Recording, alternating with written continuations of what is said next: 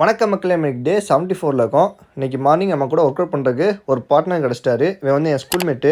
இன்னையிலேருந்து என் கூட work out பண்ணுறதுக்கு வரேன்னா சரின்னு சொல்லி அவனையும் தூக்கி போட்டு நம்ம பார்க்குக்கு வந்தாச்சு.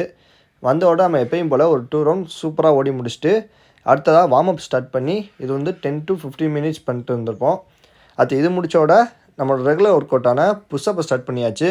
இது வந்து 20 ரெப்பாக 3 செட் போட்டோம். அடுத்ததாக பிக் புஷ்அப் பண்ணேன். இது வந்து சிங்கிள் செட் தான் பண்ணேன். அதுலேயுமே 5 ரெப்புக்கு மேலே என்னால் பண்ண முடியல.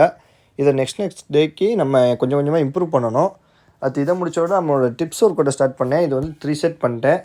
அவனுக்கு கொஞ்சம் கேமரா ஆங்கிள்லாம் நல்லா தெரியும்னு சொல்லி ஏதோ சூரியனை ஃபோக்கஸ் பண்ணி நம்மளை ஃபோக்கஸ் பண்ணிட்டு இருந்தான். அவுட்புட் ஏதோ நல்லா தான் வந்துருந்துச்சு.